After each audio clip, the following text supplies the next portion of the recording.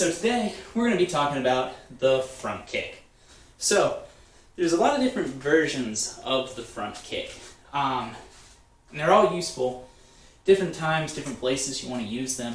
But in general, if you've never kicked before, the front kick's probably the best place to start. The typical one we see is the more like a front thrust kick. The Sparta kick, made popular by the movie 300. But anyway, the front kick, why I say to start with it, there's a lot of mechanics involved in understanding how to throw your leg out and to do it properly, but it's also the easiest one to kind of get down. Most people, when they think of kicking, have done at least some variation of this. Now, it probably looks more like that if they don't actually know how to kick, but the concept's already ingrained in their mind, especially because you see it a lot in movies. Or even just like self-defense, somebody gets a hold of your leg, you push. It's the same thing. You might be laying on your back down on the ground and kicking them in the face to get them to let go. You might be like climbing up a ladder. It's kind of a standing up stomp, but instead of down, I'm going out. So anyway, basic mechanics of the kick. You have to start out in chamber. What I mean by that is I need to bring my knee to the center of my chest as high as possible, because the force of any version of this kick comes from the drive out from the hips and the knee. And in order to have the space to build momentum, I have to have my leg properly set up so that I can build that momentum. So chamber just kind of looks like this. If it's my rear leg, it's here. If it's my lead leg, it's here. And I just take my weight and put it all on the leg that's on the ground, which I like to call my base leg. You might have another name for it. But base leg tends to work. Think of it like that's your roots. So you want the leg, your base leg, relatively bent at the knee, okay? To help keep your balance and to compensate for the recoil of the kick when you make contact with your target. So the two main versions, and that's all I'm going to talk about now. I know in the intro I showed a couple fancier versions of it. But essentially, you have thrust and you have snap. The difference is, think of striking quick versus driving through. Okay, that's the main difference. The snap kick is when you want to hurt your opponent. The thrust kick is when you want to push. Now, both of these kicks do hurt your opponent, and both of them do push a little bit, but one's more suited for pushing, one's more suited for just hitting and hurting. Anyway, so we'll start with the snap. The snap's real basic. I bring my leg up to chamber. Now, this one does not have as much hip drive. I don't adjust it. That's what causes it to snap. It's just the extension of my leg. So a lot of times, when you would like to use this is for head kicks, because my knee is already set up, it's already pointing, so as I extend my leg out, it hits. And I want to make sure as I strike, I point my toe, my foot, so that way I've got maximum range, but I have to pull my toes back so that I don't break my toes. I want to be hitting with my toes, especially if I'm hitting a hard target like bone, like their chin, their sternum. It's just my toes aren't gonna win that battle.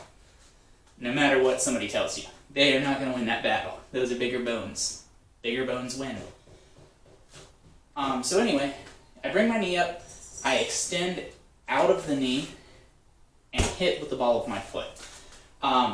The direction of the strike also kind of swings upward. So if you're doing it on the bag, it's kind of like when you do uppercuts on the bag. It's gonna kind of glide up the bag. Okay, so it looks kind of like this. I'll do it closer to the camera, like this.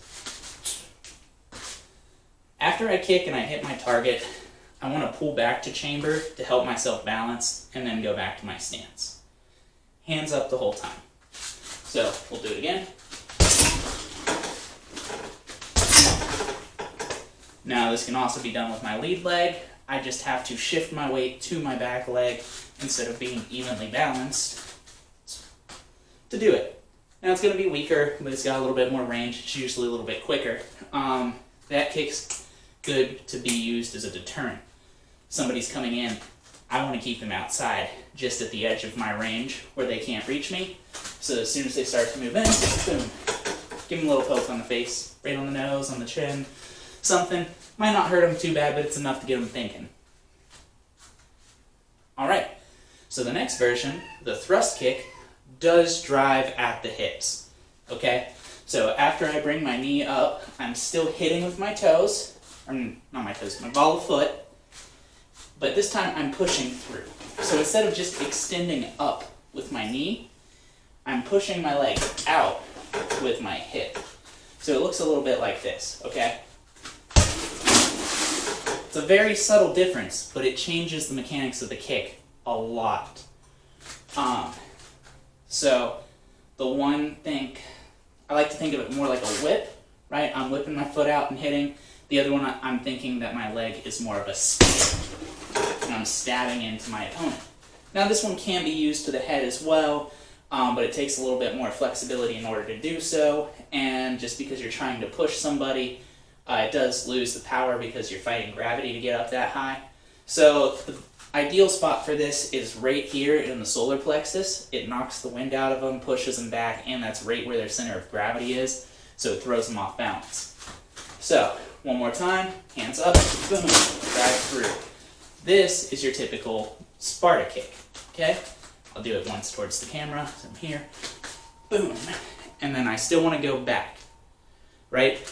This one I can do one of two things. If I push my opponent really far, I can step through because they got pushed back, or if I just push them back a little bit, push back to chamber, back down to my stance and ready to go.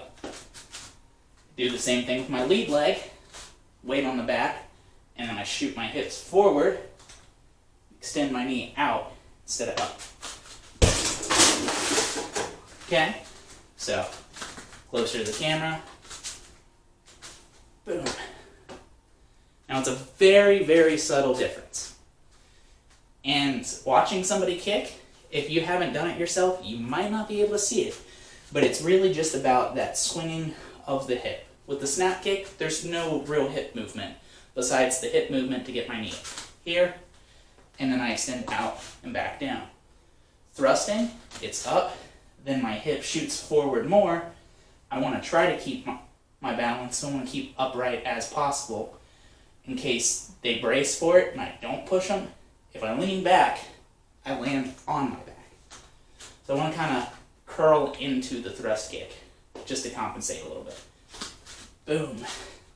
See how the hip comes forward? Boom. And then back. But with the snap, my hip's still right here.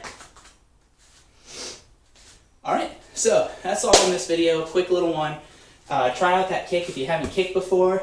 If you have kicked before, keep working it. It's a great kick. It's very useful. A lot of people abandon it because it's not super flashy. But not everything has to be super flashy. Sometimes the simple things are the ones that work the best. Come straight down the tunnel and hit your target. It's fast, easy, effective. And if you throw a bunch of roundhouses ahead of time, they're going to think that something's coming from the side, and then you're hitting them right down the tunnel. So, try it out, keep working it. Let me know what your favorite version of the front kick is in the comments below, and I'll see you guys next video. Peace.